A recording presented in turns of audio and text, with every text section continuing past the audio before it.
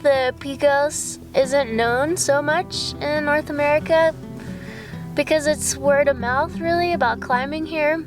Most of the people climbing on this are Europeans, so I don't think there's so much information available to North Americans about this wall to climb on. And then if you're gonna maybe leave the country to go climb some objective of this stature, maybe you're gonna go somewhere else that is more exotic. I'm not sure. I don't know.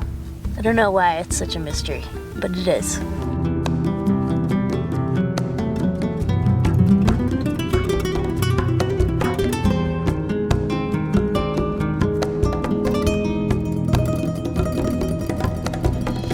The Picos de Europa is pretty important in the history of European climbing, mainly for one peak, the Pico de Europa, whose west face is really dramatic. It's 500 meters tall, and people tried to climb it for many years and couldn't climb it. So when it was first climbed by Rabadá, it was a really big deal for Spanish people. And now for every Spanish climber that want to call themselves a climber, they have to come and climb this peak. It's on every Spanish climber's tick list to come and climb this formation. Most people, I believe, come and climb on the south face, which is a bit shorter, a bit easier climbing.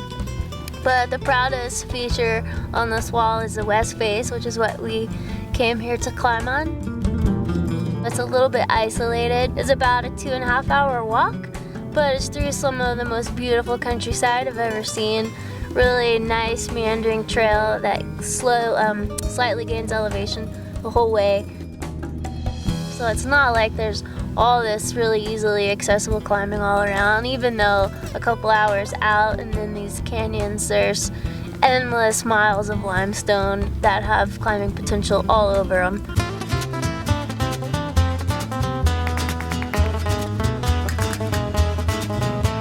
The style of climbing is pretty similar to other style of climbing that we have in Europe.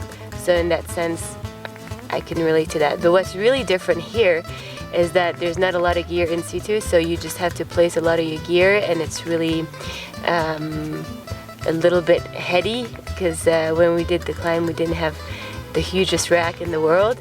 And so you just kind of have to make it work, and try climbing on limestone is quite different. The limestone is really good quality, especially for being in somewhat of an alpine environment. For sure there were some broken parts up there on the wall, but out of the 500 meters, you know, maybe 100 meters of it were not so great. Well, that was some world-class chouse there. Guess there's gotta be bad rock somewhere up here. We found it. And all the rest of it was just like perfect blue limestone with some orange hues in there. Just really stunning, actually, really beautiful.